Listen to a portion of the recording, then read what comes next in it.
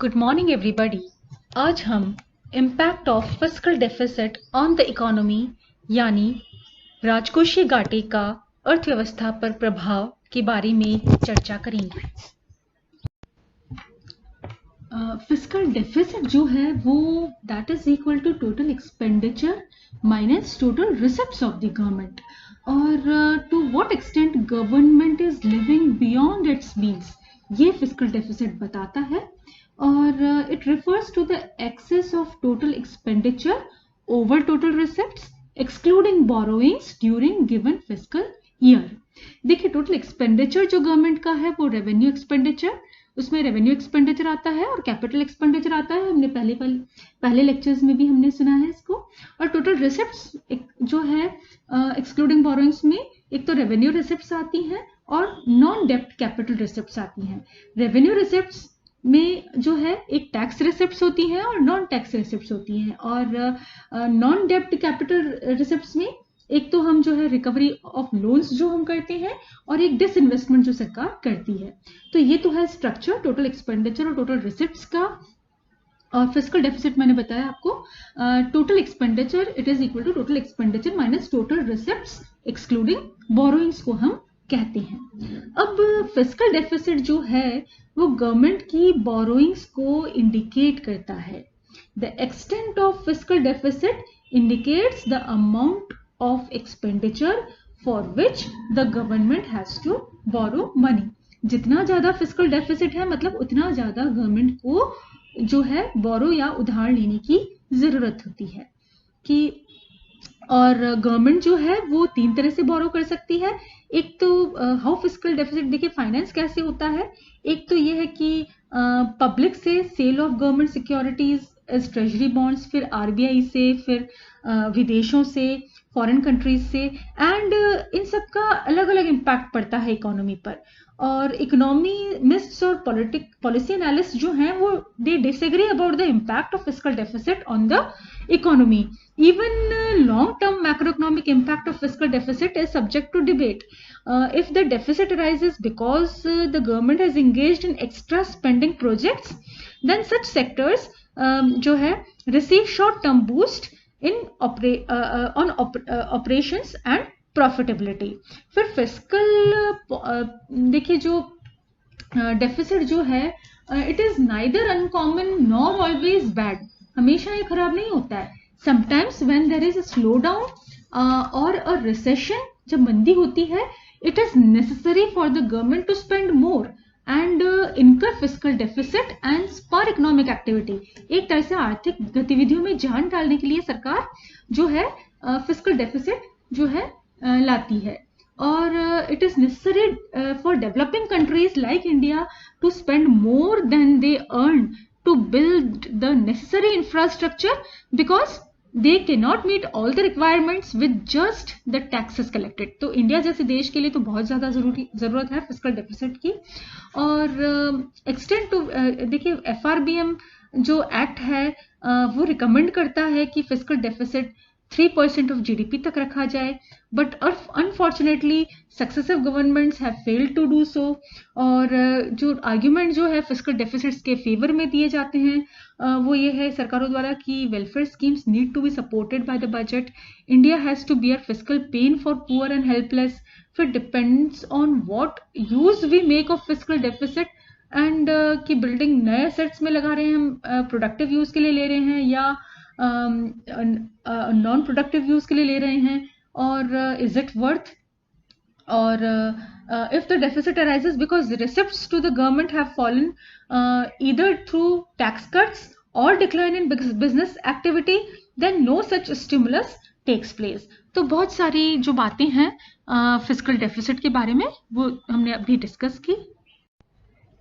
अब हम देखते हैं कि इम्प्लीकेशंस क्या हैं फिस्कल डेफिसिट के। देखिए फिस्कल डेफिसिट जैसे कि मैंने पहले भी बताया आपको कि it indicates borrowing bye the government. तो सबसे पहला देखिए डेफिसिट गवर्नमेंट जो बोरो करती है it can be through deficit financing. Deficit financing क्या है? It is the situation when the government borrows from RBI by an RBI. What does RBI do? RBI prints new currency to meet the deficit. अब printing more currency से क्या होता है, when more currency is printed it means increase in money supply, and when more money chases less goods what happens, inflationary pressure create होता है economy में, और जो कि नेगेटिव इम्पैक्ट लाता है इकोनॉमी पर। और एक रिस्पॉन्सिबल गवर्नमेंट को कभी भी इस तरह का स्टेप नहीं उठाना चाहिए, और इससे रेटिंग्स गिर जाती है इकोनॉमी की, इट इज और जो ग्रोथ है वो इकोनॉमी की जो है वो हैम्पर होती है। फिर एक और तरीका जो है, जब फिस्कल डेफिसिट जो होता है तो it again at times it increases foreign dependence, विदेशों पर निर्भरता हमारी कई बार बढ़ जाती है, और क्योंकि देश को देखिए विदेशों से भी उधार लेना पड़ता है, और विदेशों से जब उधार लिया जाता है तो जो लेंडर नेशन है वो एक तरह से जो उधार देने वाला देश है वो देश की नीतियों और पॉलिसीज में इंटरफेयर कर सकता है, and it can increase foreign dependence. 1991 में देखिए ऐसी जो स्थिति है, 1991 में जो देश है वो फिस्कल डेफिसिट में थी हमारी इकोनॉमी, और इंडिया को अपनी फॉरेन डेब्ट्स भी जो है इंडिया पे नहीं कर पा रही थी, तो उसने वर्ल्ड बैंक को अप्रोच किया कि वो उसको लोन दे दे। तो वर्ल्ड बैंक ने कहा कि आप अपनी जो इकोनॉमी की व्यवस्था है अगर आप उसको चेंज करते हैं तो लोन मिलेगा, और इस तरह से देखिए जो इंटरनेशनल एजेंसीज है जैसे वर्ल्ड बैंक है, इनकी भी क्या है कि अगर हम इनसे लोन लेते हैं तो इन पर हमारी डिपेंडेंस बढ़ जाती है। फिर एक और इम्प्लीकेशन है कि ये जो है फिस्कल डेफिसिट, ये एक तरह से देखिए it increases the burden on the future generation, आने वाली जो पीढ़ियां हैं उस पर यह बोझ बढ़ाता है, और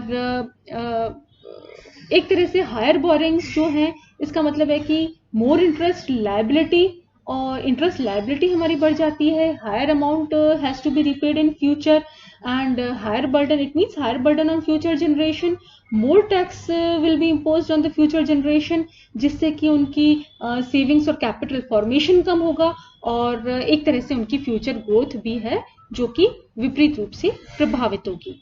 और फिर है एक और इम्प्लीकेशन जो है कि डेब्ट ट्रैप जो है वो बढ़ जाता है। देखिए फिस्कल डेफिसिट जो है वो फाइनेंस होता है बोरोइंग से, और बोरोइंग क्या करती है, creates problem of only not only payment of interest but also repayment of loans, and as the government borrowing increases, जैसे जैसे गवर्नमेंट बोरोइंग इंक्रीज होती है its liability in future to repay loan amount along with interest thereon also increases, payment of interest increases revenue expenditure, और उससे क्या होता है, it leads to higher revenue deficit. Ultimately government may be compelled to borrow to finance even interest payment, leading to emergence of a vicious circle and debt trap. और देखिए डेब्ट trap एक ऐसी सिचुएशन है जो कि जिसमें कि इट बिकम्स इम्पॉसिबल और difficult to repay typically because of high interest payments, and it also prevents the repayment of the principal amount even. और देखिए इसका जो चक्र चलता है वो कैसे चलता है, देखिए एक्सपेंडिचर जब फिस्कल डेफिसिट के कारण देखिए जब एक्सपेंडिचर ज्यादा हो जाते हैं रिसिप्ट्स की तुलना में तो फिस्कल डेफिसिट क्रिएट हुआ, फिस्कल डेफिसिट क्रिएट हुआ, हमने बोरो किया, फिर बोरोइंग्स जब बढ़ गई तो बोरोइंग्स को तो चुकाना ही चुकाना है आपको, और उसके साथ साथ इंटरेस्ट पेमेंट को भी आपको बढ़ता जाता है, जैसे जैसे टाइम जैसे जैसे समय ज्यादा बीतता है तो इंटरेस्ट पेमेंट का जो है बोझ वो भी बढ़ता जाता है। और एक तरह से इकोनॉमी में अगर न तो असेट बढ़ रहे हैं और न लायबिलिटीज कम हो रही हैं तो it increases revenue expenditure also, और लॉन्ग टर्म में क्या होता है, रेवेन्यू एक्सपेंडिचर बढ़ने के कारण हम और लोन लेते हैं, और ज्यादा क्या होता है एक्सपेंडिचर जो है वो रिसिप्ट से ज्यादा हो जाता है, और एक तरह से जो देश है वो डेब्ट ट्रैप के फेज में एंटर हो जाती है। और एक और चीज जो है देखिए इसमें कि क्या फिस्कल डेफिसिट जो है वो एडवांटेजियस होता है, तो फिस्कल डेफिसिट डिपेंड करता है देखिए कि यह लाभप्रद होगा या नहीं, वो डिपेंड करेगा कि व्हाट यूज वी पुट, या किस यूज के लिए या किस पर्पस के लिए हमने बोरोइंग्स ली है। अगर borrowings are used to spend on productive activity, जैसे कंस्ट्रक्शन ऑफ रोड्स हैं, डैम्स हैं, पब्लिक सेक्टर यूनिट्स हैं, पोर्ट्स हैं, हाईवेज हैं, जॉब क्रिएशन है, कैपिटल बिल्ड करने के लिए अगर यूज होता है, नए कैपिटल एसेट्स को बिल्ड करने के लिए होता है, जो कि फ्यूचर इनकम स्ट्रीम क्रिएट करती हो, तो ऐसे यूजेस में जब फिस्कल डेफिसिट को लगाया जाता है तो हम कह सकते हैं कि fiscal deficit is advantageous. In such cases क्या होता है, growth in future offsets the increase in current liability, और एक तरह से यह लाभप्रद होता है अर्थव्यवस्था के लिए। अब कब यह लाभप्रद नहीं होता है, देखिए फिस्कल डेफिसिट, जब हम बोरोइंग्स को करंट कंजम्पशन एक्टिविटीज पर लगा देते हैं, जैसे सब्सिडी, जैसे पेंशन फंड्स, और ये सब तो देखिए सब्सिडी और पेंशन फंड्स और ये सब जो है ये एक तरह से बर्डन ही बढ़ाता है इंटरेस्ट पेमेंट का। और इन सच केसेस क्या होता है, लायबिलिटी बर्डन इतना बढ़ जाता है फ्यूचर जनरेशन पे, और एक तरह से कई बार क्या होता है कि हम फिस्कल डेफिसिट को रेवेन्यू डेफिसिट को कवर करने के लिए लेते हैं, तो ऐसी स्थितियों में fiscal deficit is not advantageous. अब हम देखते हैं कि फिस्कल डेफिसिट का अर्थव्यवस्था पर क्या प्रभाव पड़ता है। और सबसे पहला देखिए हम देखते हैं इसका प्रभाव इन्फ्लेशन पर क्या पड़ता है। तो परसिस्टेंट जो लगातार फिस्कल डेफिसिट जो होता है, it is inflationary in character, और government facing persistent deficit have to finance this deficit with money creation. और जब गवर्नमेंट ऑप्ट करती है मोनेटाइजेशन के लिए, इन्फ्लेशन अकर्स, क्योंकि इससे मनी सप्लाई बढ़ता है मार्केट में, मनी सप्लाई बढ़ने से एग्रीगेट डिमांड बढ़ती है, और उसके कारण सप्लाई तो नहीं बढ़ पाती है, और उसके कारण जो है मुद्रास्फीति उत्पन्न होती है। फिर नेक्स्ट जो है इफेक्ट ऑन इकोनॉमिक ग्रोथ। तो देखिए जो फिस्कल डेफिसिट है, it is basically detrimental for economic growth and stability. एक तरह से अर्थव्यवस्था के आर्थिक विकास और स्थिरता के लिए यह हानिकारक है। और we can see fiscal deficit जब अर्थव्यवस्था में होता है तो उससे हम देख सकते हैं कि अर्थव्यवस्था में एक डिक्लाइनिंग इकोनॉमिक ग्रोथ का फेज आता है, और increase in fiscal deficit can give rise to a sluggish economy by giving more money to people. और जब लोगों के हाथ में पैसा ज्यादा आता है तो they buy more and invest more. Higher fiscal deficit that is borrowing by the government involves payment of interest and raises burden of public debt. As a result, interest payment जो है as a percentage of GDP बहुत ज्यादा बढ़ जाता है।